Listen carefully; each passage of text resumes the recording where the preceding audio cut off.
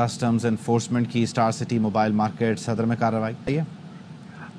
Enforcement and smuggling organisation ने खुफिया इदारे के ताउन से मोबाइल मार्केट में छापा मारा है। नवी मंदिर में 2 गोदामों में छापा मारा गया।